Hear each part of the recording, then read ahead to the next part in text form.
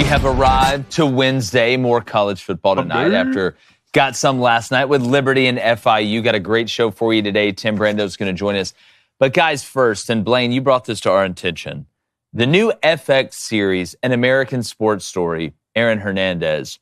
I haven't watched an episode of it, but I keep seeing clips on the timeline on social media. And it looks like one of the worst shows that I have ever seen just from the clips. So, Blaine, you brought this clip up. Yeah. We had to watch it. Now all of you have to watch it. Let's give you a little taste of An American Sports Story, Aaron Hernandez. Let's play it. Aaron. What's up, bro? Hey. I'm Rob. They call me Gronk. Call me Aaron. Nice. Hey, you meet Coach yet? Nah, not yet. That dude is scary, bro. Come on, guys. Let's go. Holy shit, that's Tom Brady. Oh, no shit. Let's go, baby. Let's go. Get high, baby. Cool. Because your shit is really... Not a good start for me. Why don't we just let the athletes play themselves and just be bad actors as opposed to having actors play athletes that are also that's terrible. Well, Aaron can't play himself. Well, Aaron can't. That guy looks nothing like Aaron Hernandez, by the way. But I know old dude's trying to sell it. Like, this is probably his big shot, right? Hey, I need to really sell it. There were no athletes or sports people there to help make this movie. Yeah. No football people, at least. Not even, this ain't the worst clip. I saw a clip of Aaron Hernandez running a double move. Oh, the routes on air clip? Oh, it's so bad. That's where you got to just cast athletes and not shoot them so how do you tight. Like what Spike Lee did with Ray Allen and He Got Game was perfect, man. Yeah, didn't talk that much. No, just let him. I just don't know how you watch this. So, David, you directed, you've edited. Yeah, that's what makes me most mad. How do you watch this and then greenlight it? That's what makes me the most mad is someone got paid a lot of money to do that. Right? Like a lot of people, not just the producers and the directors. There are people who shot that movie, worked on that movie. They got paid a lot of money to make it look like that. Well, and I could put together a team right now. Let's go shoot it. Not having somebody there that's like, even just from this doesn't look realistic from a sports fan, because that's who you're reaching out to, right? Sports fans to watch this. That's, not just Patriots fans, but sports fans in general and true crime fans. That ain't even close. Like, God, it ain't even. And oh boy, he went full Nicolas Cage. Like, he's going 100%, the guy playing Gronk. But that laugh was more Joker. Not even the laugh weren't even the worst part to me. Was the pause. The pause and then saying his name. Like, I can tell you're counting beats in your head, dude. Yeah. Like, if you're not, at least the acting needs to be good. If they suck at sports, at least the acting needs to be good, because I'd rather want it the other way. And we can say this now as actors. I'm an actor. 100%. Like, go look at those performances. That's exactly right. Those are... I'm still waiting on the call from the Oscars, but Alabama fans continue to call out Kalen DeBoer following loss to Vanderbilt. Timmy B is going to join us to preview all of Week 7 in college football, and it's Wednesday, and gun celebrations have gotten completely out of hand in football. Stay tuned for Get Off My Lawn. I'm Jake Crain. Welcome to the Wednesday with an eye edition of Crain and Company. Let's dive in together.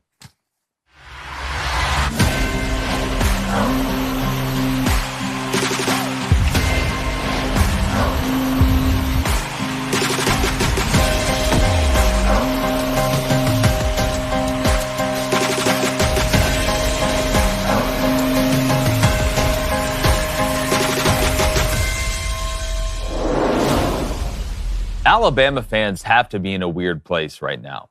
Obviously, replacing Nick Saban was going to be tough, but DeBoer was a great hire, and while I'm sure most Bama fans were still slightly nervous about the program moving forward, overall, you had to feel pretty good about bringing DeBoer in. Your team starts out really fast and has a monumental win over Georgia in its first big test. You're the highest of highs, and you couldn't feel any better about Saban's replacement. But then just a week later, you lose to Vanderbilt. And I know this isn't your typical Vandy team from a personnel standpoint, but optics still matter. And the reality is Alabama should never lose to Vanderbilt in football. So should Alabama fans still trust Kalen DeBoer after all this?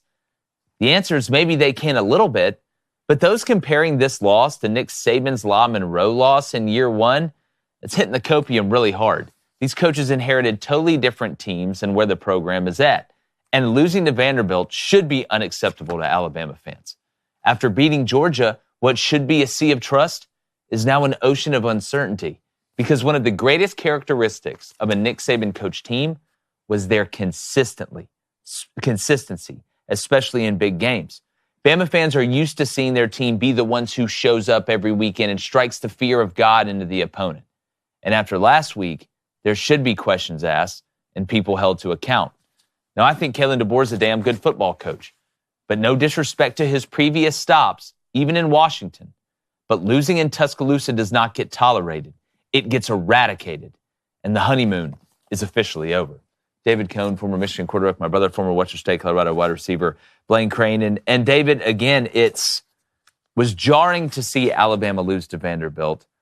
But after the way that it started, having to replace Nick Saban, and finally maybe feeling comfortable about the replacement, you lose to Vanderbilt, and I feel like all the equity that you built up is now gone, and the pressure is going to be times 2 moving forward. So if the question is, should Alabama fans trust Kalen DeBoer, what finishes that sentence? Should they trust him to be Nick Saban? No. He's just not going to be Nick Saban. Should they trust him to put Alabama in a position to be able to win a lot of football games and to win SEC championships and national championships? I think the answer to that question is yes.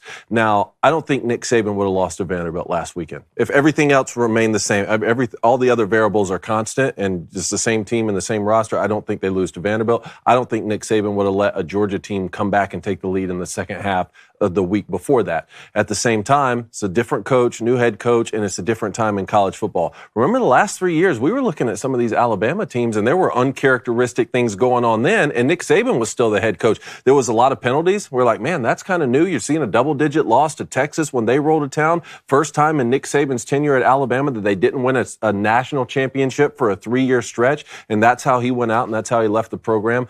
Despite that, I think it's a new era in college football where you're going to see more parity, and you're going to see more games like this where opponents creep up on you and beat you. The question now for Kalen DeBoer is, can you move forward and still win the games that Alabama fans want to see the most, which is winning national championships? And Blaine, we asked the question before the season, what would the reaction be the first time Alabama faced some adversity after a loss? Now, we didn't think it would come against Vanderbilt, but we said, what happens if they go to Wisconsin and drop a game earlier? What happens if Georgia comes into T-Town and Kirby Smart's able to beat Alabama? We kind of didn't expect it this way. And I think Bama fans do have a right to be upset. And I agree with David, the game of football is changing, but I don't think the expectation and the standard that Alabama fans are used to is going to change. I don't think that those are two totally different arguments, right? In that you can be right on that hand, but on the other hand, if it ain't perfect, it ain't Bama to a lot of these people. And how can you feel good, Blaine, right now? What has to happen now for Alabama fans to be like, Kalen DeBoer, he can keep us where we need to be? Do you have to definitely win the SEC or make the playoff? I think anything you can ask an Alabama fan this. Hell, you don't even have to ask an Alabama fan this. You can ask a fan of college football. When it comes to Alabama, it's national championship or bust. I don't care who's behind that headset and who's walking around the sidelines. Will Alabama bounce back from this? I do, but there are things I'm worried about. And one of them is focus and execution. That's what Nick Saban did extremely well. And really the lack of discipline when it comes to Alabama on the sidelines and the culture. That's what scares me the most. Even through Nick Saban's last 3 years, penalties, this, and that, they won the football games they're supposed to win. That's a winning mentality. You go back to that Georgia game, we talk about halftime adjustments. Got your ass kicked in that. Georgia looked like a completely different football team. And we talked about Vanderbilt didn't fluke their way into this win. They beat you, right? They beat you for 4 quarters. They looked like a better football team. So one, either you weren't prepared, which I think you were, or you just got out-coached. And it's a big thing with me with Alabama. You could always lean on what? Your defense, right? Even if your offense never showed up, Nick Saban had those guys focused, prepared, and ready to get the job done on defense. This is inexcusable for an Alabama team to go lose to Vanderbilt, and it's a trust factor now. And once foundation, that starts cracking a little bit when it comes to trust, now you're in trouble. And David, to Blaine's point, there were times where Nick Saban's teams didn't play great, but they seemed to always find a way to win.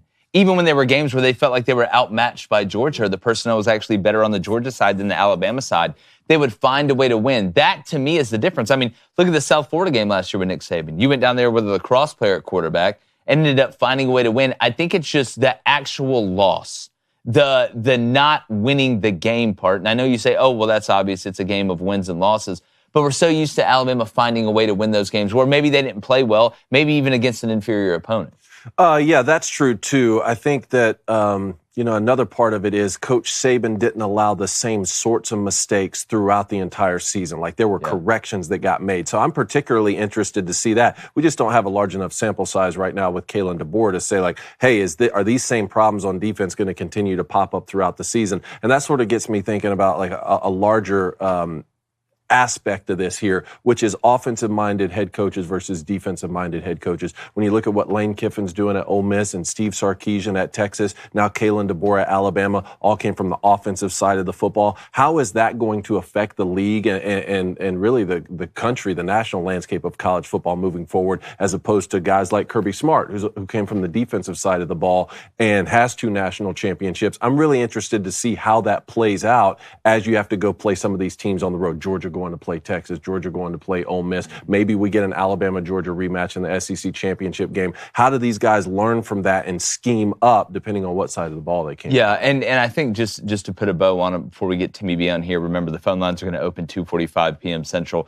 It's 1-855-236-3228. Make sure you hit that subscribe button as well. To your point too, David, with these offensive-minded coaches coming in, it's kind of an identity change a little bit too. True. I think if I was an Alabama fan, that would be the biggest worry that I have. I agree with that. Saban leaving is that our identity, we're going to get a great coach in here, but our identity is going to change. And I know there's some Alabama fans at least that have reached out to me and they're like, God, I don't want to turn into one of those Big 12 teams. True. That scores 35, 40 points a game, but we're afraid we're going to give up 35 to 38 because, again, say what you want.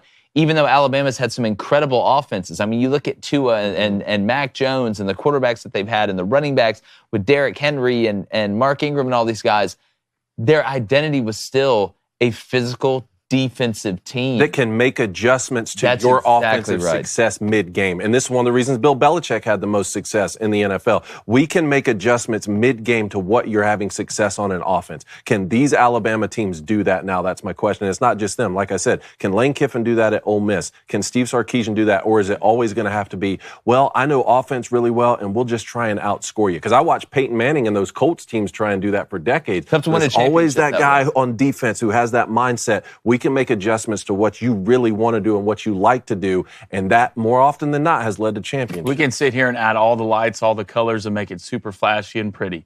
But I promise you, when it comes to that national championship game, defense is going to win it to you. You go to that Michigan team last year. What'd they do? Yeah. They ran it. Steve Sarkisian, Lane Kiffin, Moses, Noah, whoever you want to bring down to call play calls, that's fine. Michigan ran the ball and played defense. Yep. That's how you win national championships. And that's how Georgia really won 2 out of 3. Yeah. And Stetson can make big plays. All right, let's get to the chat. All right, Chad, hit that like, hit that subscribe button. If you donate, it's on topic. It will get read. We're going to start off with a $5 donation from BD. What's up, man? He says, well, there's not enough sample size when it came with DeBoer. He says Fresno and Sioux Falls is a completely different job than a big SEC job. Is it too big for him? Now, I mean, see, I don't think it's too big for him. He was at Washington. I mean, we know, Washington spends about as much money on their athletics as anybody does in the country. Like that wasn't it wasn't a puddle jump, from Sioux Falls to Washington or Fresno to Washington.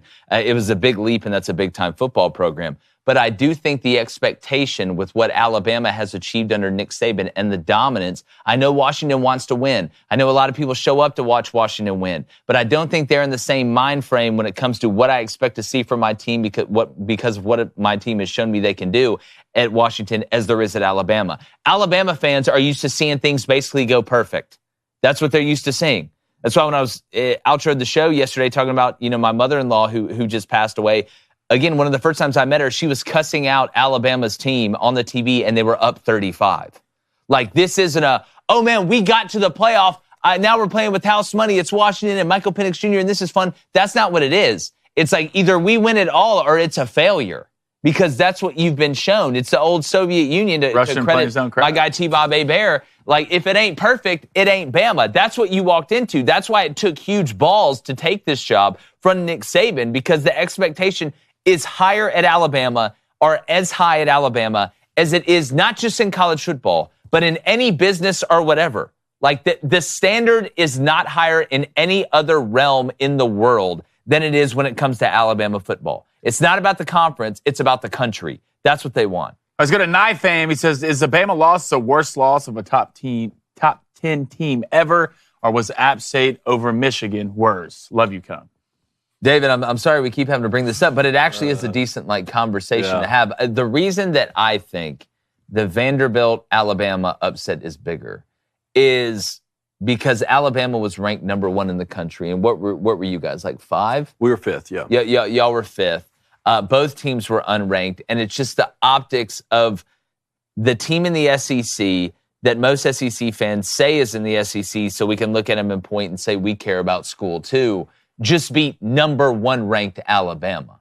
I think the consequences of that loss are bigger, and the optics are just insane. I guess what Alabama fans would say is hey, at the end of the day, say what you will about Vanderbilt, but it's still a conference team. It's still in our conference, whereas, Appalachian State was a group of 5, or I don't even know if it was still called 1AA at that time. But, whatever can surpass that game and take the mantle, I'm all for. I was about to say, I don't think you'd be a fan of letting it get used. Another thing with that one, why it got so much attention, is because it was the first game of the year. Yeah. So that's why for 15 straight years, you see that always gets brought up at the first week of the season, whereas this one's buried a little bit more. And the finish of that game was so apocalyptic too, with the blocked field goal. The Vanderbilt game, they just ran the clock out. I guess that's another thing Alabama fans could say if they dare to say it, which is, well, we were on the road. Yeah, I mean, that'll work. At a stadium under construction. But speaking about being on the road, we know there are very few things better in life than being at a live sporting event or a live event in general, whether it's a concert or whatever. And what makes the game even better is getting the best deals when it comes to tickets. And there's only one place you want to go. It's Game Time. It's the Game Time app. It's a fast and easy way to buy tickets online. They have a new feature. It's called Game Time Picks, which makes getting tickets to your favorite live events that much easier because it filters out all the fluff and it finds you the best deal on the seats you want, so you don't have to waste time searching through thousands of tickets or whatever. They take the guesswork out of buying the tickets for you. I've used it multiple times. And again, it's not just for sports, right? It's for live events up to an hour before the event. And when you download the Game Time app, really easy. You create an account and then you use code BOOSTER and you get $20 off your first purchase. Maybe you want to go to that Bama South Carolina game this weekend. All right, maybe your team's on a bye week and you want to stroll down and maybe you pull a Connor Stallions and check out what's going on with the other team. All you do, like I said, is go to the App Store, download the Game Time app, create an account, use that code BOOSTER, BOOSTER, for $20 off. Download Game Time today. What time is it, David? Game time. And you really sold that one, buddy. We bleed blue. Stop. No, please. God. No, please stop. Oh, Timmy B, one of our favorites on the planet. Sorry we had to bring you into that awful song about the Colts. I just before we get into Project Rudy, because I'm going to ask you about it, just off the top, how awesome has this college football season been with all the parity that we've had and the craziness, and we're not even 7 weeks in? Like me and you were texting the other day, it's like a data dump every weekend that we're not expecting. Yeah, it's no longer a myth. And I've been telling people this for years now, that college football is moving ever closer towards parity. And by parity, we're not talking about NFL-type parity. It's not like teams that go 500 get in the playoff, or 9-7 or whatever the records were. That got teams in and they could get hot from the wild card and go in. We're not talking about that, but we're talking about teams, because of NIL and because of the portal, because of the acquisition of talent and some of the swapping of that talent in midstream, playing at places that they would have never even considered to be recruited from, because now they're looking out for what? Their livelihoods. Where can I go to get better? Where can I get the reps so that when my turn comes, I have a chance to be in the big leagues? And that has changed things dramatically. And fans may not like it. It might bother the purists, particularly those that are my age and older. But this is the nationalization of college football. And for those tribal fans that live in the cocoons of regionality, where college football has been for the better part of the last 2 centuries, okay, it's not there anymore.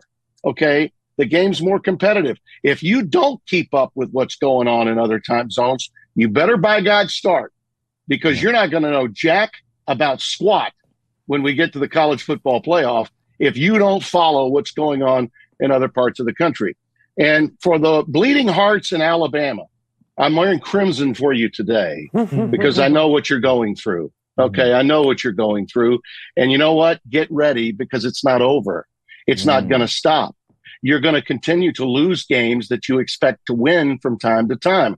Doesn't mean that Kalen DeBoer is a bad coach. It doesn't mean that suddenly Alabama has lost all of its mojo and can't be a playoff team. But you got to understand that what you had under Nick Saban was a once-in-a-lifetime run at a time when the college version of pre-NFL inventory, when Dallas could stack draft picks and trade a Herschel Walker and get, all these guys and hold on to people like Aikman and Pete and Irvin. You can't do that anymore in the NFL. You can't do it in college any longer because these guys all want to play. Yeah. Nick could put a gray shirt on them. They'd stay forever and not play. You can't do that anymore. Nick's key to Nick's success, and he's the best that ever did it. Okay. But the key to his success was his ability to not only get the best players, but to hold on to them. Yeah. And more oftentimes than not, he did. Now, he may have lost, a player or two here or there, but for the most part, he held on to them. And the position of where they were in terms of their roster versus everybody else was not a fair fight.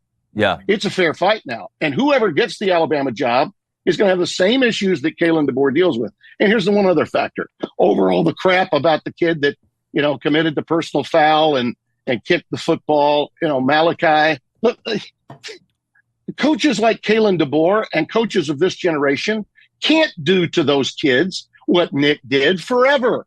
Nick knows that. That's why he's sitting on the game day set playing the role of pundit now. Yeah. He knew that. So his politics in terms of the images and impressions that he gave Alabama and its major fan base was staunch conservative, and they lapped it up. Okay. A coach today, even if he happens to be from a red state, he can't do the things that Nick did. Yeah. He can't go out on the field, shake them around, and go ballistic on them, or they're walking. They are done. They are out. Well, I mean, so and even in a place like Alabama, where we know it's hard red, we know those people they're so far right, okay, in their politics that it makes me look left, and I'm a Republican, okay?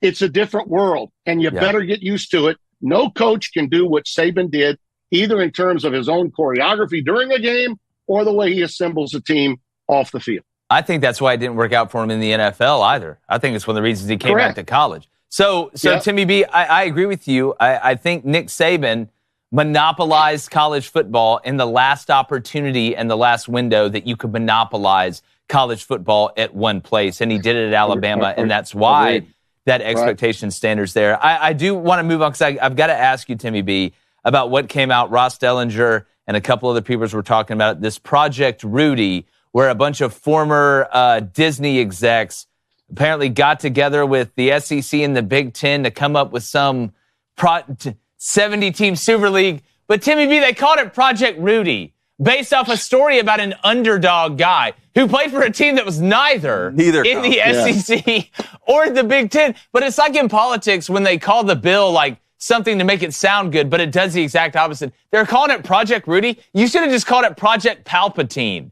because that's what it really is. Well, what are your thoughts? Is this a realistic thing that's coming down the pipe? And do you feel like I've got to know where you're at on it?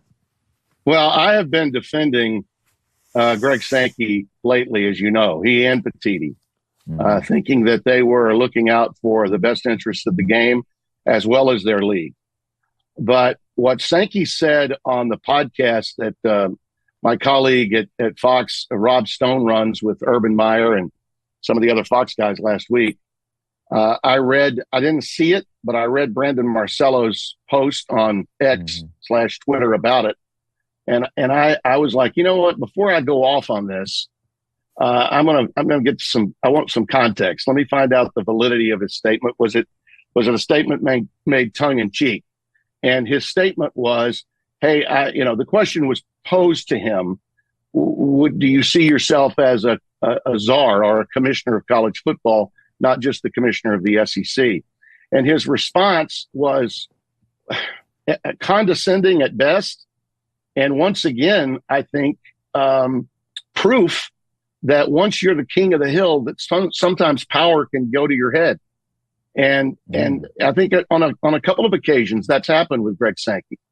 So I asked around and did a little bit of homework to get some context on it. And it was not said tongue in cheek. Okay.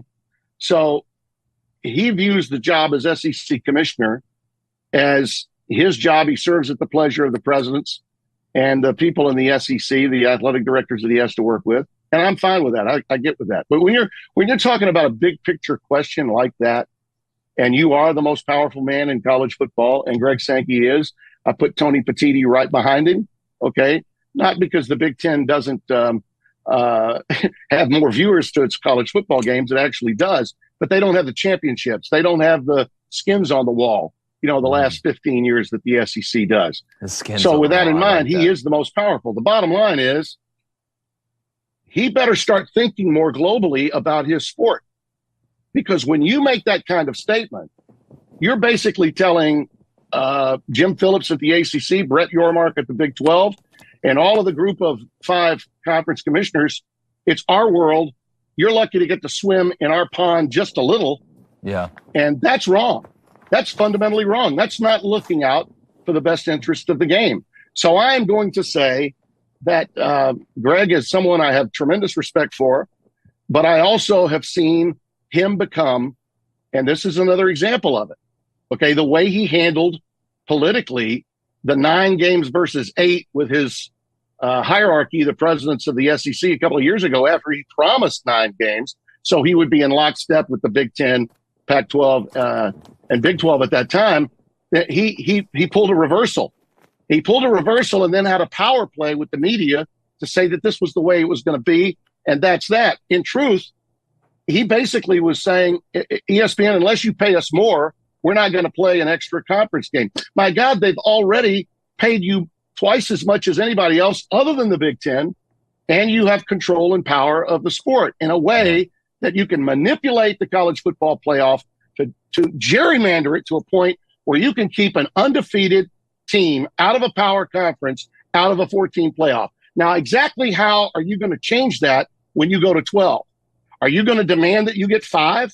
Are you going to demand that the Big Ten get no fewer than 4? So you're telling me there's no way a second team from the ACC or a second team from the Big 12 can get in? Because if that's the case, then we've got a problem with power in the Southeastern Conference office. I am not going to mute myself over this. Okay, I'm not. He's already seen to it that I can't come on Feinbaum's show, and that's fine. Don't need it. Don't want it. I've already been there and done that. But I will always speak up for the best, what's best for college football. And what's best for college football is for the bright minds of the sport. And that's Sankey, that's Petitti, that's Brett Yormark. Those are the people that govern this sport. They got to start thinking about the big picture of college football. If you're counting on Charlie Baker and the NCAA to do your business with Congress, you can forget about it. Yeah. Okay? That ship has flown and it's gone and it's not coming back into the dock. These are the people that have to look out for not just their own distinguished constituents, okay? They got to look out for the entire sport. And right now, when I see statements like that being made by Sankey, he's not doing that. And I'm going to call him out on it. And if he doesn't like it, he can call me. Oh, he can call me. Good for you, Tim Brando. Tim. Looking out for the whole sport, because that's how I feel, too. I love college football more than any one program. Getting hot. Look, I don't fault Greg Sankey for looking out for the SEC over the entire landscape, but that's his job to look out for the SEC, not every other program. I have a bigger issue with the conflict of interest with the media companies who are aligned with certain conferences, but then also with the college football playoff. Well, let me say this to you. The people in the media is always the enemy. And I can see in today's climate why it's perceived as such. Okay, it's a derivative of the news media and political, cultural warfare that's taking place right now. But make no doubt, part of the reason why Vanderbilt can beat Alabama, part of the reason 5 teams out of the top 11 can lose is because there's a cultural battle taking place in college football. Teams that don't have 2 collectives only have 1. Teams that can only pay somewhere between $20,000 to $100,000 to their star quarterback. versus 2 million. Those guys are coming out with a chip on their shoulder the size of the state of the school they're playing. And guess what? That chip became a boulder, and they kicked your ass 5 times out of 11 among the top teams in college football. So you better understand that college football is now becoming more inclusive, and you've got to play towards that. And I'm just asking these very highly intelligent men, all of whom I respect, to pay some attention to what's going on in the world around them. Have some awareness, some self-awareness about the role you play as the guy that's in charge of not just the most powerful conference in America, okay, but the most powerful conference in America with the most champions in the last 2 decades. It's you. And I want Tony Petitti and Greg Sankey to come together and work together towards a common goal for all of college football. And I've known Tony long enough to know that I believe in that that's the way he thinks. I believe that. And I'd like to think that Greg feels that way. Yeah. But there are times now, because he's got his own network, he can't wait to come on it and basically just speak his truth about their world. And nobody else is welcomed into it. Well, I got news. There's 134 Division I schools. And those schools are as much a part of college football as his almighty Southeastern Conference. And I'm a man who wouldn't be where he is today were it not for the Southeastern Conference. I have great respect for what it did for me and what it's done for college football. But when a leader takes that kind of view of himself and the job and task he has at hand and sort of shrugs off the idea of being a czar, he's sort of, czar, who came up with czar? Well, it was me. I was the guy 30 years ago that said college football needed a czar. And by God, it still does. Yeah, and this is proof of it. Well, very few people can offer up that sort of perspective, which is why I always love talking to you, Timmy B. But let's get a little more granular here. Since the last time we talked to you, Ole Miss lost to Kentucky, then went on the road, beat South Carolina. They're going to take on LSU in Baton Rouge. How are you feeling right now? Just the state of LSU. They already have a loss this year. Brian Kelly, under some pressure to be able to win and come back and still make this season salvageable. At the same time, Lane Kiffin, with that loss to Kentucky, he really doesn't have a leeway to pick up another loss. How do you feel about this game in Baton Rouge at night this weekend? I think Ole Miss is going to win the game. I think they'll win the game. I won't say handily, but let's just say whatever the number is. And I'm not sure. You guys I think it's 3.5. Yeah, I think it's 3.5. I think they cover that. LSU's secondary will not be able to handle Ole Miss's receivers, and I think that ultimately they got their mojo back in a very big way against South Carolina, and really didn't have to play that well offensively to do it. Why? Their defensive front dominated the line of scrimmage.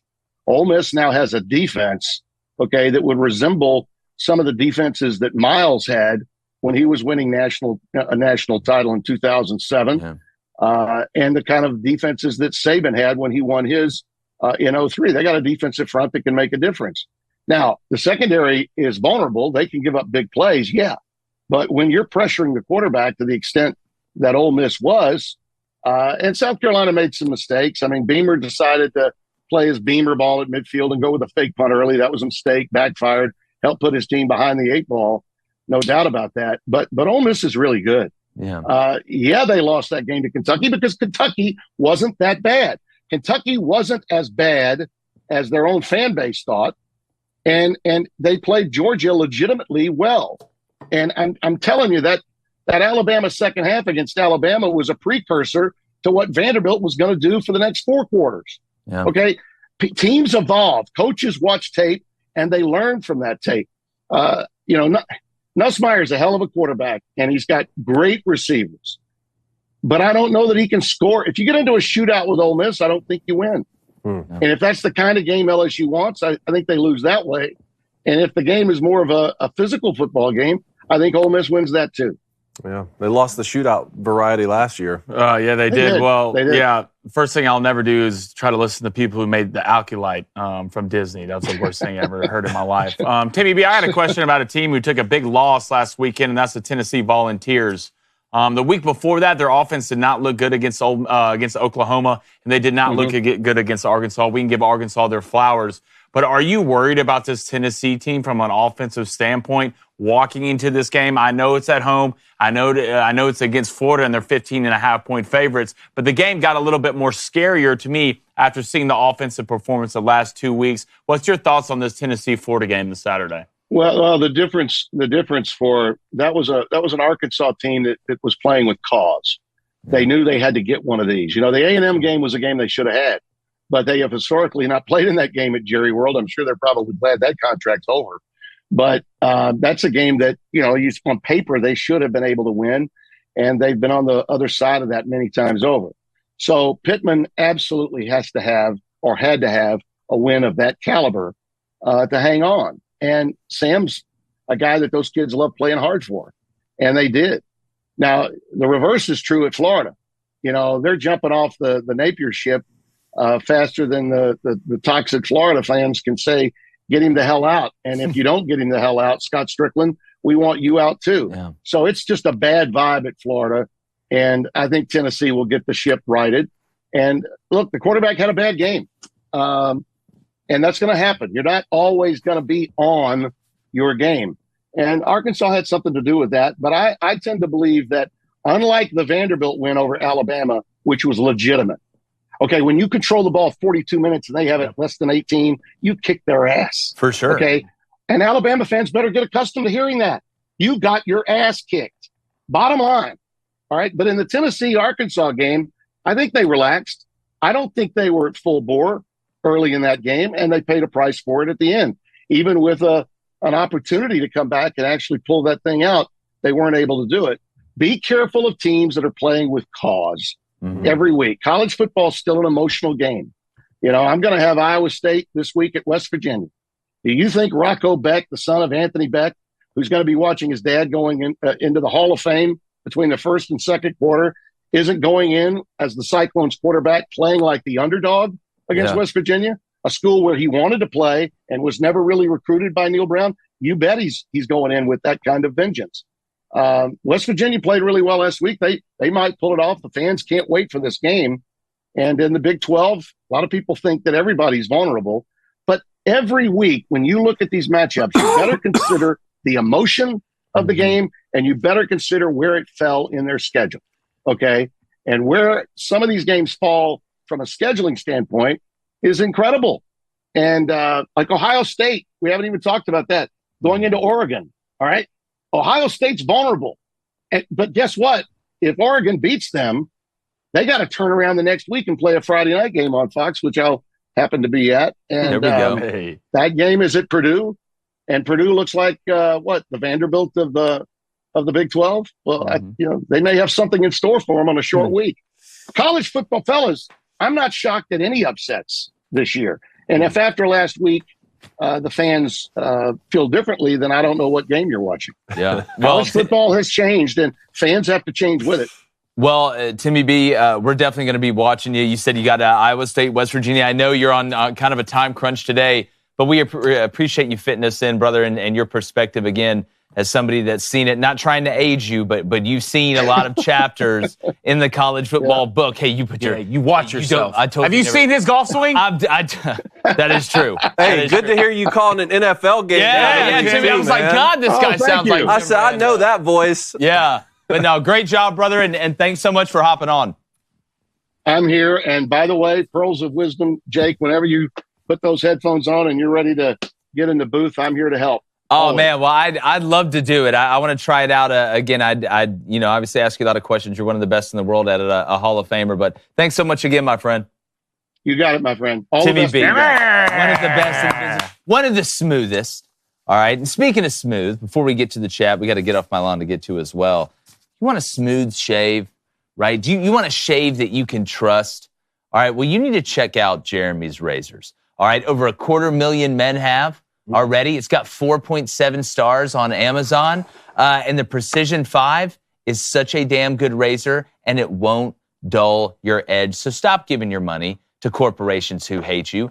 Make sure you want to look good. We talk about you got to look good to play good, right? You got to feel good to play good. And with Jeremy's Razors, you're always going to look and feel your best. And if you order in the next 48 hours, you get the biggest discount ever on Jeremy's second-generation razor with a 30% off Prime deal when you go to jeremysrazors.com. Head over there, take advantage of that deal. And like I said, stop giving money to corporations that hate you. Give it to a place that you can trust for a smooth shave. You can look, Cone, I tell you what, talk about your experience with Jeremy's razors. Well, I've got the stubble going right now. Why don't we let the guy who was in the commercial talk about it? Yeah, dude, why wouldn't you ask me that question? Well, I was getting to you. Goodness gracious. Blaine. It's always the third wheel on this show. It's great. It's the best razor ever. Weren't you in the ad? I was in the ad. You did a great job. But not on the mustache. People are still talking about it. No, they can't. You're not touching it. They're still talking about it. So head to jeremysrazors.com. Go get that fantastic deal for that new Precision 5 razor plus the box that comes with it, jeremysrazors.com. All right, let's get to the chat. Let's go to a $10 donation from Drinking the Drink. I love it. He says, guys, I haven't been beat like that since 6th grade PE class. Ooh. I guess we're just fraudulent over here at Missouri.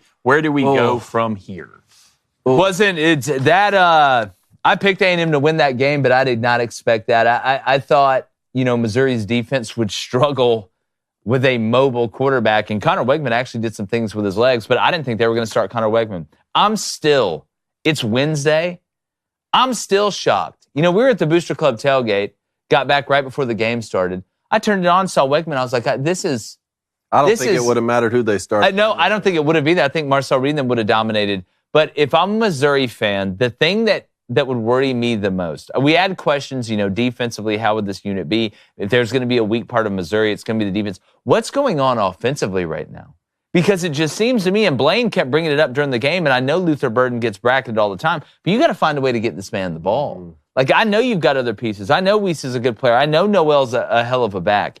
But it just seems like the Missouri offense lost its mojo. Mm-hmm. And I don't know if they got a time machine to go back and steal it from Austin Powers. You're not good enough on defense to not be great on offense, which is your best side of the That's football. The thing that surprised me. First of all, Drinking the Drink. That's what a name, right? Top-tier handle. Yeah. Second off, I'll never forgive you, Missouri. Yeah, that's tough. Let's go to Malik13_5. What's up, brother? He says, guys, I know I just heard the Tim Brando interview, but I didn't really hear y'all's takes on it. Do y'all agree with him or not?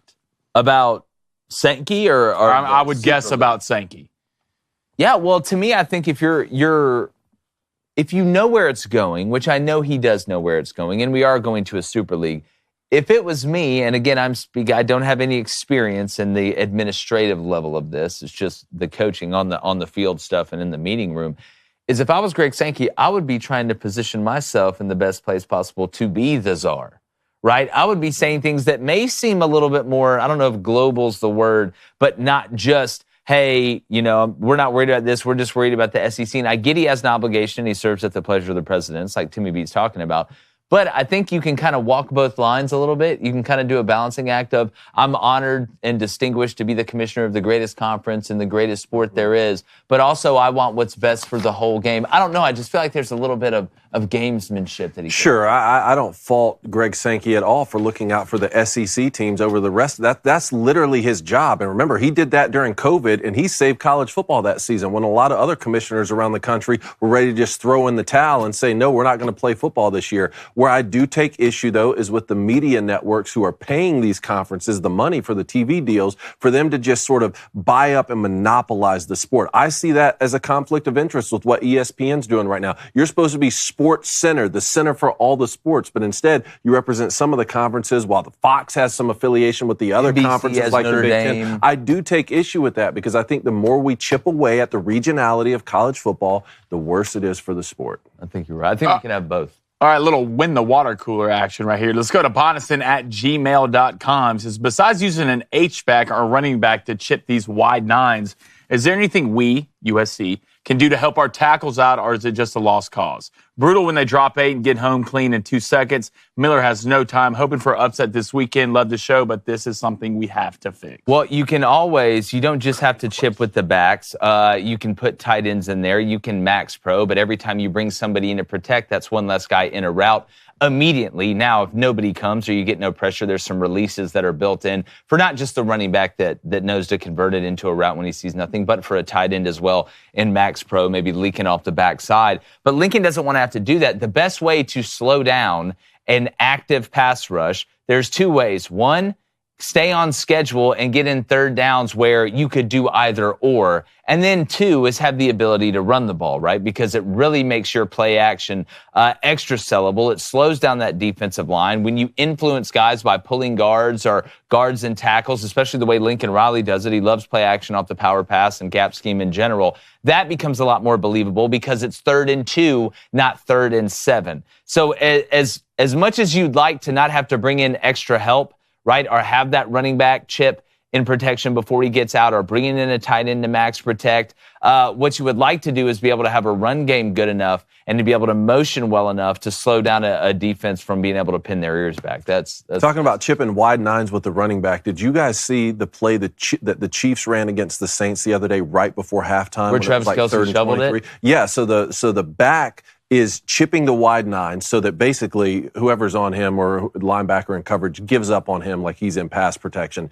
And they complete the pass to Kelce to the field and basically are running triple option then with the lateral. Yeah, it's basically like a running back delay. Yeah. Is what it is. It's like we used to call it the tight end when the tight ends would do that. We used to call it tight end hide. I don't understand why offensive coordinators don't run it once a game in the red zone. It works. But it's a tight ends blocking. Special. Oh, he kind of fell a little bit. Not only does he help chip in pass protection, you're doing it so that he's delayed a little bit to give the Kelce a chance to catch that and set up the lateral. It was awesome. True. All right, let's go to the Hawk. He says, well, what's up, guys? Can Colorado repeat what they did last week? I want to believe, but I've seen this story before. Fellas, please help me. Well, to answer that question, I think that the question you have to ask and answer before that is Kansas State close to what we thought they were going to be? Because to me, going into the season, we didn't know a lot about Avery Johnson as a thrower. I still had questions. I still have questions about Avery Johnson as a thrower, but we know Kleiman, we know in his past, Kansas State's going to be damn good up front on the line of scrimmage. They're going to be physical. They want to run the ball and get downhill, which is the kryptonite to the Colorado team that's built from the outside in, not the inside out. Now that we've watched Kansas State, I don't think Kansas State is as dominant on the line of scrimmage as some of us thought they were going to be, or what they need to be the type caliber of team to go into Colorado and have an easier time with them. So I think, again, 2 things can be true at once. The Big 12 can be down at the top compared to where some of us thought they were going to be, and Colorado can be better than what some of us thought they were going to be. So if Kansas State is less than what we thought up front on the line of scrimmage, Colorado's going to have a very, very good chance to win this game, because if everything is even on the outside, regardless of who Colorado plays at the skill position, they're probably going to have an advantage or be damn close to having an advantage. All right, let's go to the Riley man. What's up? He says, guys, I want to get your opinion on this. He says, you saw Derek Carr versus the Chiefs. Looks like Spencer Rattler is going to start this week for the Saints. Y'all have been calling for this. How do you think he will look in his first start? Wild after the first 2 weeks the Saints had this year and Derek Carr, the way they looked. I don't think Spencer Rattler's going to give the job up. I think this is the changing of the guard. This is going to be his team. And not that Derek's totally washed or that I think he's this awful player. Just there's something about Spencer, kind of the way he changed himself in college, the type of teammate and leader that he is.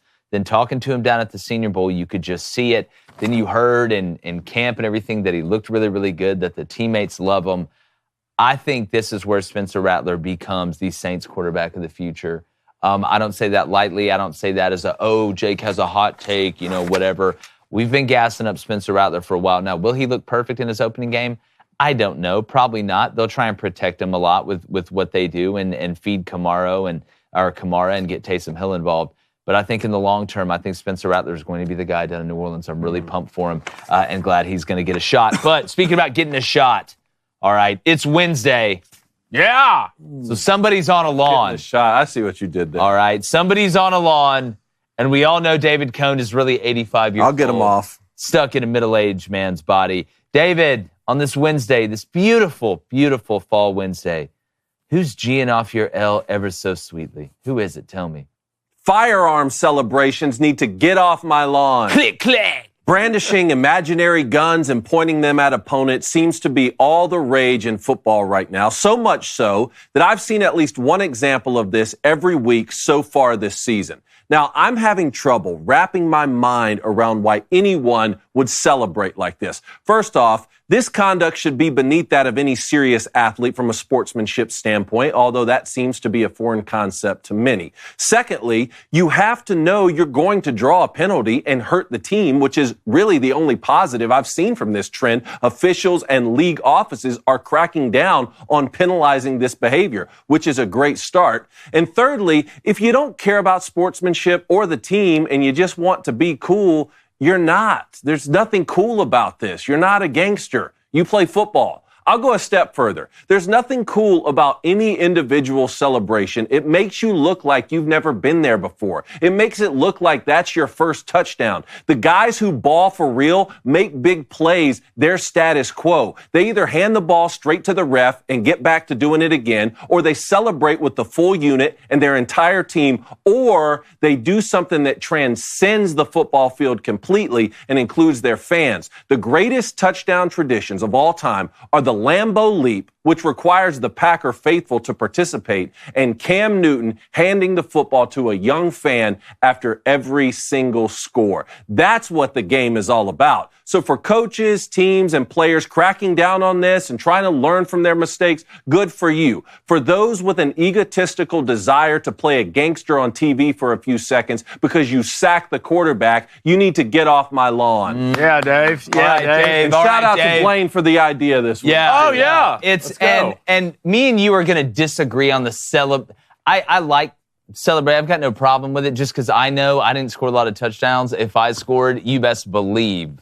I'm celebrating and it's going to be something cool. But like the gun thing to me, I'm 100% with you. Like, one, you don't have to prove that you're a badass to me. You just scored a touchdown in the NFL. I take you seriously. I know you're really about that life, or in college football, like Dylan Stewart. I can turn on the tape and know you're about it. I don't need you, pulling out the glizzy and getting busy over Jackson Dart after a sack to know that, hey, you're probably like real deal about it. So I'm with you there. It's like, yeah, we have free speech, but you don't need to go around screaming the F word at people. Like, yeah, you can celebrate, but that doesn't mean you can celebrate any type of way. So I'm with you for most of it. I don't think you need to earn any extra cred after you just bulldoze 2 NFL linebackers into the end zone, dude. Like, believe me, I respect you. What are the Second Amendment ramifications? Yeah, I never thought we'd get on here and David be talking about taking our guns. Yeah, David. We're not. How dare I'm not dealing with this another 4 years.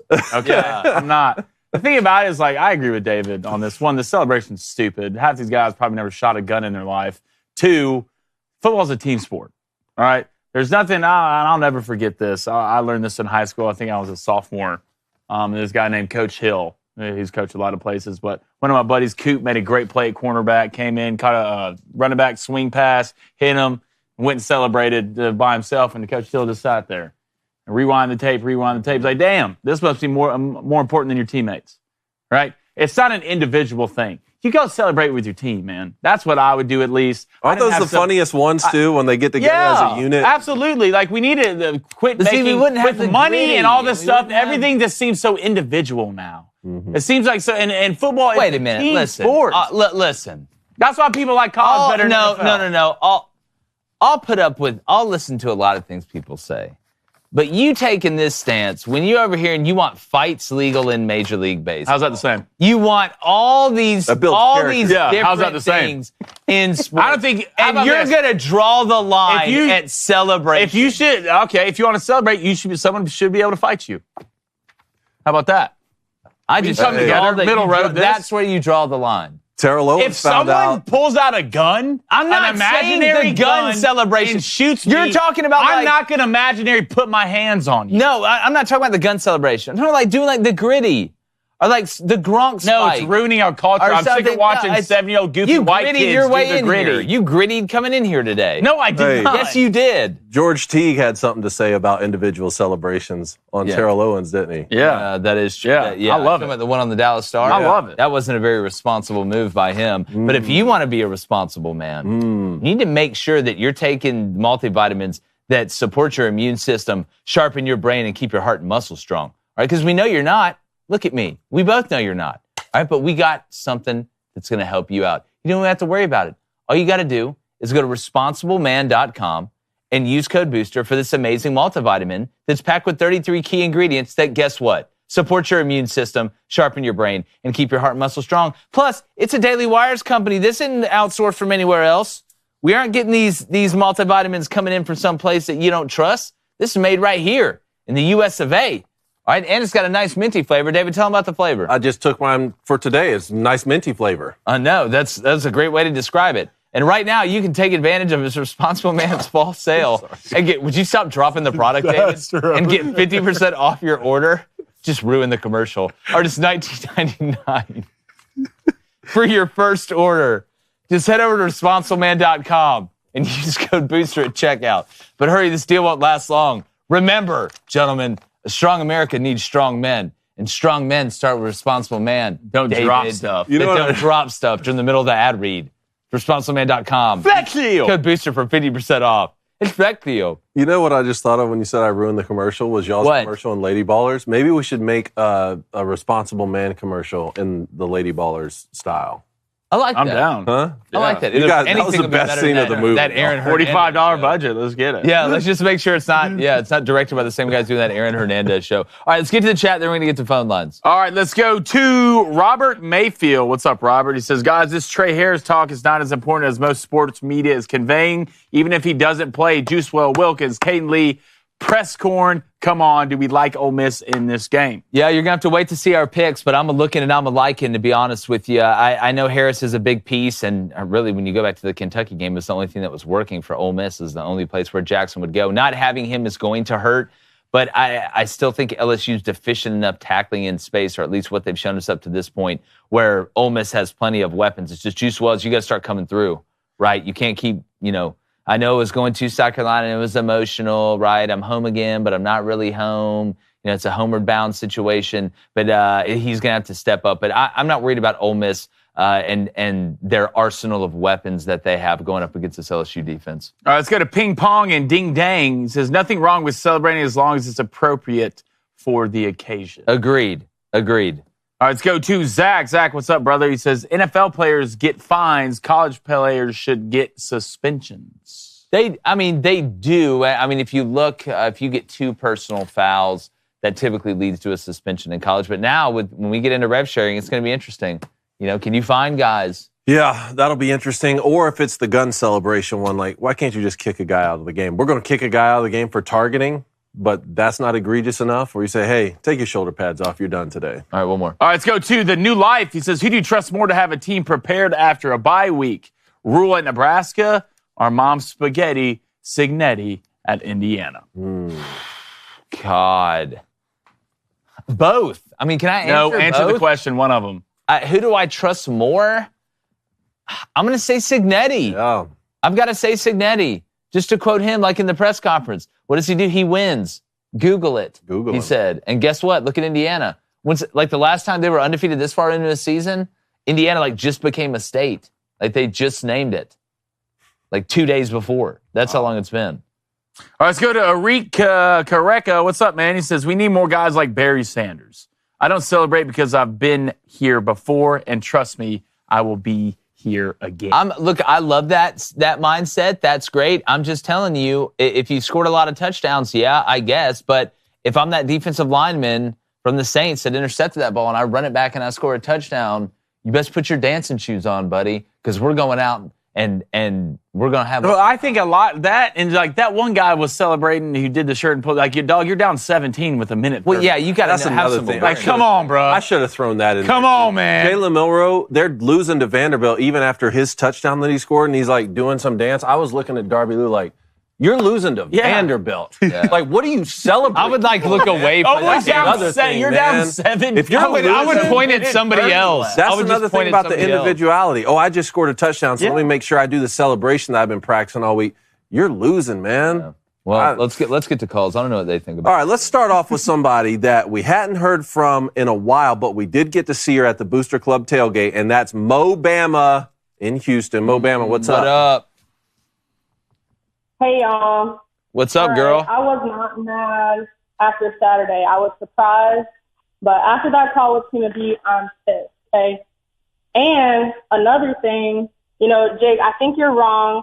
You've been saying this week that you can't compare this loss against Vandy to Saban's loss against ULM.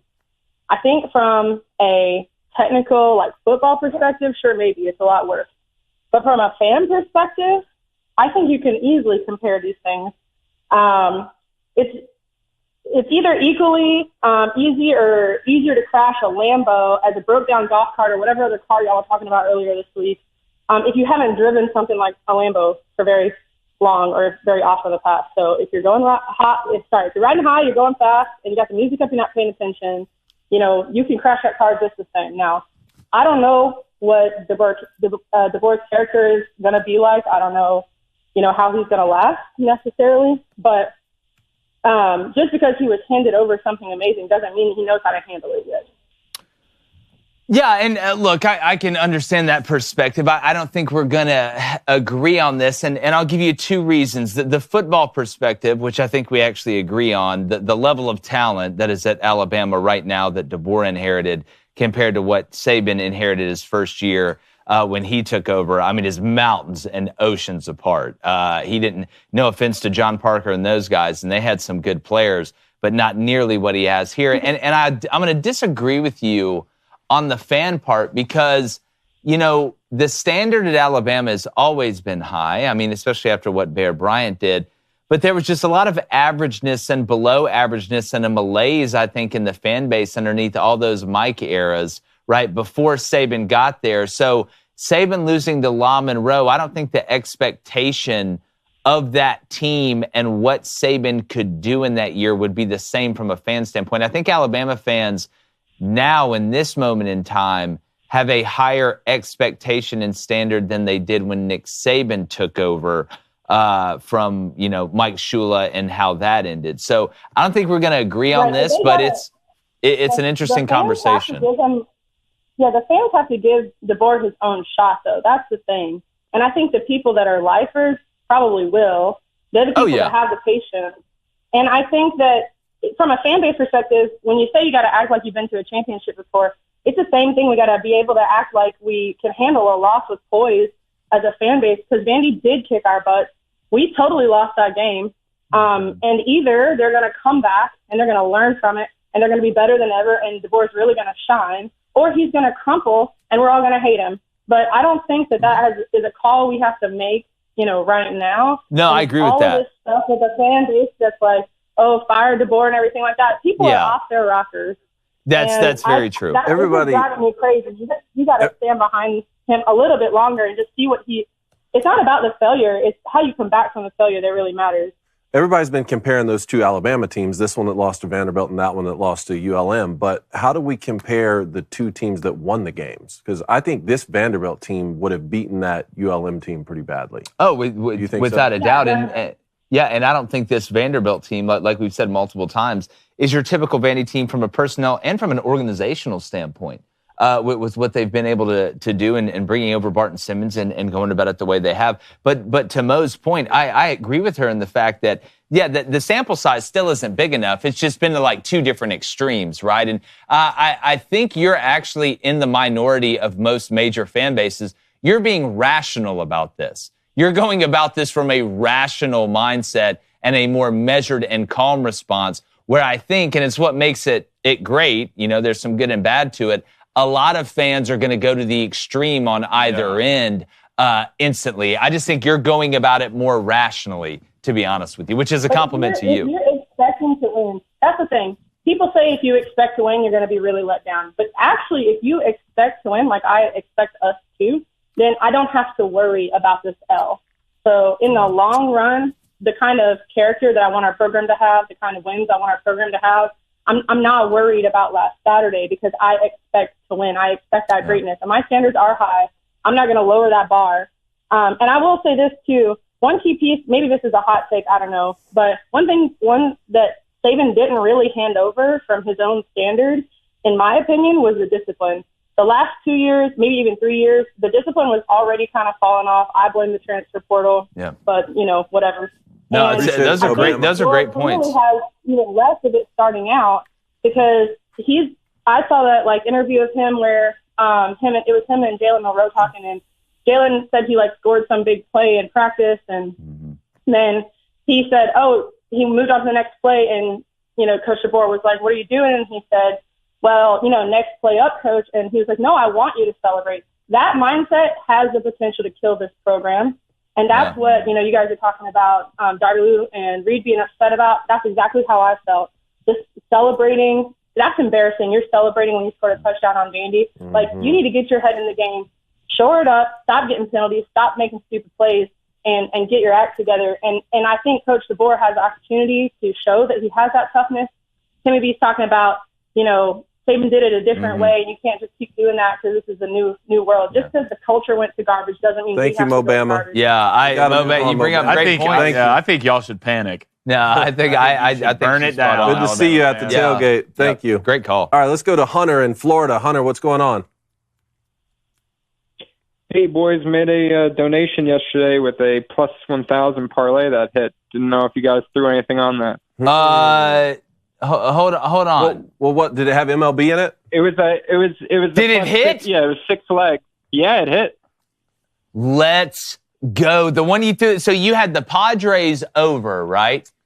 I had the Padres, both baseball games overs.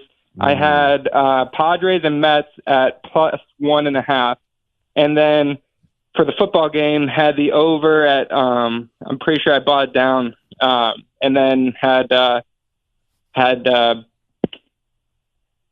taken. I got them at plus 21.5. Dude, and I ended up going over. Well, now you got to put one in there every man. Now you got to put one in there every day. Baseball. What do you got tonight, Hunter? All right, so what I got cooked up for tonight is I'm riding that again. I'm riding the Mets and the Padres both at plus 1.5. Okay. Taking both games over 6.5, which is bought down a little. Then for the football game, I was going to take the over of 53.5 and New Mexico State to cover 27.5. And that's so you're basically using the same formula. Those are both alt lines for the football game? Yes, so that's the alternate point and an alternate spread, Nice. We'll see, Hunter. If it goes 2 for 2, the FBI. I got both those bets when it comes to New Mexico game, but I got them plus 21.5, and I had the over just regular. So I like where your head is on that. I don't know if I'm going to buy the alt lines. I'll probably just ride with what I have. Interesting. We'll see, Hunter. I'll take that if I can get that whole thing at plus 1,000. Yeah, for sure. For sure. Great call, man. Good luck. All right, let's go to Robert in Houston. Robert, what's going on? Hey, how you guys doing? Robert, what's up? All right, well, listen, I just wanted to touch on a subject that people have been pretty hesitant to talk about today. Georgia, and can we just stop getting arrested in Athens? Man, I feel like I've said my piece on this so many times. It's again beyond the point of man. I mean, I could sit up here and we can be like, is what Kirby's saying not working? It never stops, and it's unbelievably serious things too. You look what happened with Ra Thomas. Now you're looking at what's happening. This week. I mean, it's amazing. It's Kirby Smart's turning into Urban Meyer. It's unbelievable. Well, it's no. And look, people are going to screw up. I'm not saying a coach is going to be perfect and he's ultimately responsible, but this is a pattern that I've said this a couple weeks ago, might have been a month ago, but it does not seem like Kirby has control of his locker room. It doesn't seem like it, which is a crazy thing to say. And I don't like sitting up here and saying it, but again, we're sitting here talking about a Georgia football player getting arrested. One of the things I said is tough for me to bet on Georgia. So I don't know who's going to be there Saturday. Yeah. It's turning. We're sitting here talking about culture at Alabama with Kalen DeBoer. Hell, we're just talking about defense with that, which is fixable. Okay? You got to get control of these guys. Like, it's already a problem. What else has to happen before these guys figure out what's like in front of them? Disturbing pattern. Yeah. I mean, yeah, and it's exhausting to talk about, like, because it's always happening. Does this relate, you think, to, NIL being morphed into pay for play? I don't think so, because there's teams all over the country who are getting paid a lot of money. Not the and that excuse, like, I feel like that's almost an excuse. And that was Brando's point, wasn't it? I'm with you. Big brand program, more egos. I don't know. Like, I think, again, there's a lack of fear of repercussion. And I think that's in all of society right now. I don't think this is just a Georgia thing. I think a lot of young people, right, have no fear of consequences or of authority. That's why you turn on the TV. And why do you think when you walk into Walgreens at some places, they got to lock the toothpaste up now? Like, there's no more fear of, like, you got players saying, no, I'm not going out, telling the coach I'm not going out at Alabama. You got people getting arrested at Georgia. But I think this is a problem all over the place. I think it's a societal problem. So you subscribe to the opinion that this has got more exposition because it's Georgia?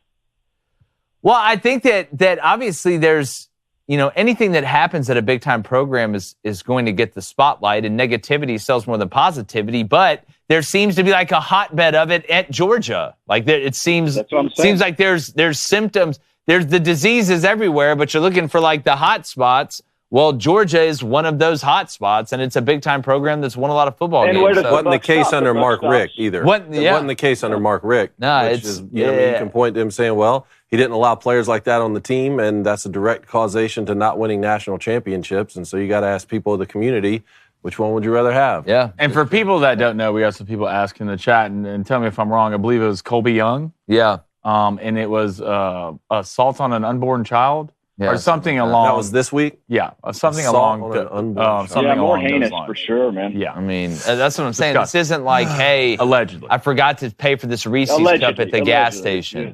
It's like just serious stuff that affects everybody and puts other people in danger. So, thanks, Robert. Great call, man. Yeah, appreciate it, man. It sucks. I wish we didn't have to talk about it. I wish it didn't happen. And I'm sure Kirby's trying. It's not like he's not like. Yeah, well, he gets to a point like, what do you do? Yeah, but again, like.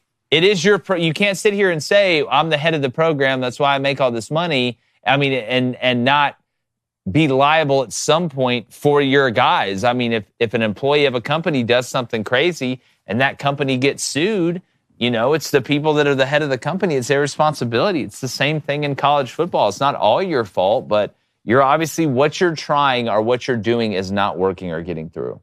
Appreciate it, man. All right, let's go to Josh in Boise. Josh, talk to us. Hey, fellas. How's it going? Josh, what's up, buddy? Hey, I know I've been calling a lot lately. I wouldn't call if it wasn't important, though. No, that's fine. Perfect. Hey, I got some information from a local reporter. I did not realize this. Maybe you guys did. But the 4 teams that get the bye in the playoff, I just assumed it was the 4 big power conferences, right? But I found out that it actually is the top 4 seats that are conference champions. So in real life world, Boise State technically is ranked number 17 right now in the AP poll. I think they're 22 in the coaches poll. I don't think a team like Boise State or any group of 5 would ever get past like the SEC champion or the Big Ten champion or the ACC. I do think there's a scenario where the Big 12 cannibalizes itself. The champion out of the Big 12, if Boise State runs the table and they play ranked teams like UNLV, maybe Washington State. I mean, they've already played Washington State, but Washington State could become ranked at some point. They only lost to Oregon by 3. Is there a real scenario where Boise State would be that 4th seed? They would get that bye, and they play at home the second round. And my other question is, if that were the case, how quickly do you think it would be that the big dogs up top, the elitist, blue blood college football guys would say, oh, wait a minute, we can't do this anymore. We'll let Boise get that 4 seed 1 year, and then we're just scrapping that whole idea. Mathematically, there's a possibility that it could happen. So you can't say it could never happen. But I think the only way that you would have a, quote unquote, group of 5 team get one of those top 4 seeds because the champion of their conference, was ranked higher than, the Big 12 per se, was you would have to be undefeated. Yep. You would have to be undefeated. And even at that point, I don't know if they would do it unless you're going up against a 9-3 Big 12 team or ACC team, and you've got 1 or 2 wins over major conferences. Think about Cincinnati when they got in the 4 team. What they had to do to get that 4th seed. They had to be unscathed. They had to be undefeated. They had to beat a couple, big-time opponents, quote-unquote big-time opponents with Notre Dame, and there was still a fight about them getting that 4th and final seed. So mathematically, I think there's a chance, realistically, now that they lost to Oregon, because that would have been a great win, to maybe boost you to that 4th spot. I just don't think they're going to do it with an 11-1 group of 5. Sure. So even you think with like the hype that Gentie's getting, and I think you're right, I think it'd have to be like a 3-loss Big 12 team. They probably at some point, even if Boise State was ranked higher than the Big 12, champion, once they become the champion, they probably get moved by the committee, right?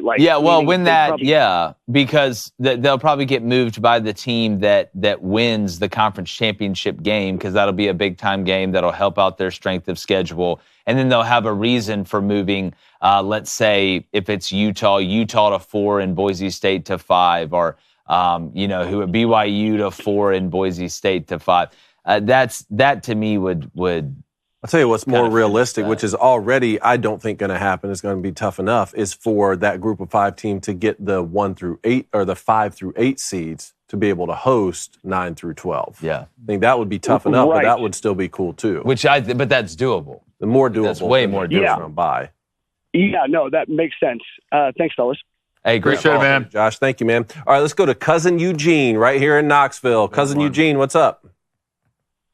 What's up is Heartbroken Hog clawed with his fingernails out of the pit of misery and Spartan kicked my butt into it. So, dude, I tell you,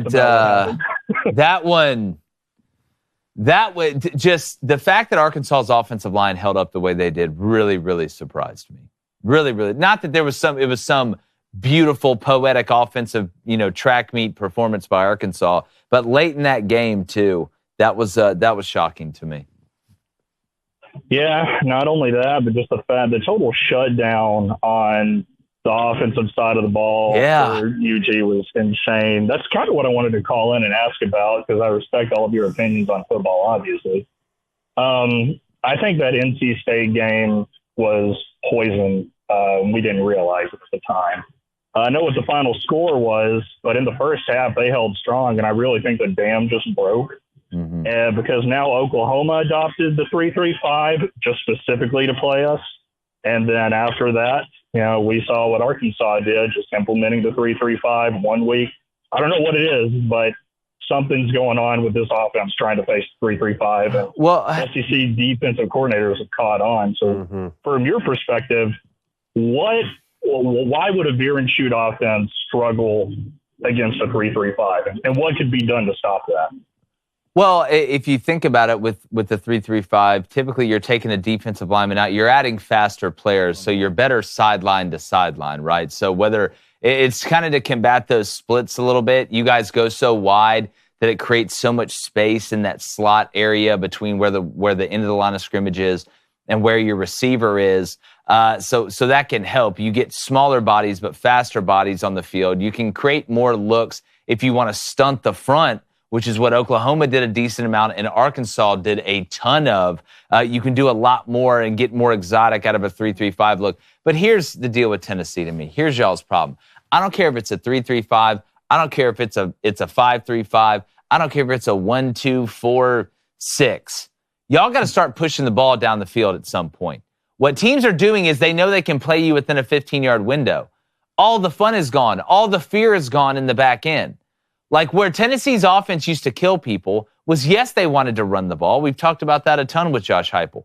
But within 8 to 10 plays, they were going to take a couple shots, whether that be vertically down the field or whether that be deep over the middle. Tennessee was going to keep you honest in the back end, and that's what helped that run game really get going after that first down to start the drive. Now, You guys are really just running the ball, throwing the now screen, and throwing slants and hitches, and a dig or a comeback to the field when there's cushion to that side. Yeah. There's no threat down the field. So I don't care what defense you're in or what defense I'm in. If you cut off a third of the field, now I have the advantage. And why do you think Tennessee's living in 3rd and 7 and 3rd and 8 or 3rd and 12? And you become predictable because there's no fear of going over the top. And it's surprising to see because that's what made Tennessee's offense so dangerous and so powerful was they could beat you from back to front. They could beat you from front to back. They could beat you from the middle to the back to the front, from the middle to the front to the back. Now it's the line of scrimmage and a 10, 15-yard box that they're playing in. You can't. It just seems that Josh Heupel doesn't trust Nico. Or Nico doesn't trust Nico. It's one of the two. It's one of those things. It's one of those things because the drastic difference between Nico's look in the Oklahoma and Arkansas game versus every other game this season is incredible to me. And I'm pretty sure, to be honest, it might have been a 3-3-5, but I'm pretty sure a lot of people are running dollar against y'all, which is a 3-2-6. Well, you get a version of 3 down and be able to manipulate with different guys because you have different bodies out there. So, yeah, it's there's ever a team to figure it out against. I guess it's Florida this week. That's true. It's probably going to be bombs over Baghdad this week. Yeah, great call, man. Appreciate you. Appreciate it, Cousin Eugene. All right, thanks, everybody, for calling. If you're still on the line, please call in tomorrow. Yes. All right. More football tonight. Here's what I'm going. Give me the Jack State TTP. You know me. Total team points over 38.5. That's going off at -130. Then look, I like the over. At 0. All right. I like, look, New Mexico State, that Jack should State hit. over You got that 0 at -105? -105. No, the over-under, I believe, is at 59. 50. Or 58.5. I got it either 58.5 or 59.5. We'll get that fixed, but I'm taking the over whatever it is. Ride with me. All right, David. 58. All right, I don't believe I sent in my bets today, unless Justine just telepathically figured them. Oh no, yeah. Well, what do you think? That didn't hit. That neither one of those hit. Take it down. Yeah, burn those. Give me New Mexico State to cover +21.5. Seems like a lot of points. Love it. State. Even though Jacksonville State did cover for me last week. Shout out Coach Rod. But New Mexico State 3 touchdowns plus the hook -110. I think I'll take that. And then give me the Dodgers money line +115. Let's go ahead and even things up in that series. Okay, what do you got? The Liberty should not be allowed in the playoff after only that 7-point win yesterday. I agree. It's over. It's over. Pack your stuff. Let's start tampering, guys. Let's get some good. Someone's got to make it. Let's start. Someone's got to make the playoff eventually. Look, Auburn only has 4 losses. Wow. Okay, let's have a conversation. That 2-4. That's a strong team. You heard? Yeah, I mean, we talked to somebody today. We're talking about almost. Can we reveal our guest before the show ends today? Who was our guest picker is? Yeah. Let's reveal that today. Let's reveal it. All right. Bets. These are my bets. Give me the over in the New Mexico State-Jackson State game that's going off at 58.5. Jake, if you were asking, that's -110. Then I don't know. Give me New Mexico State +21.5. Bet buds?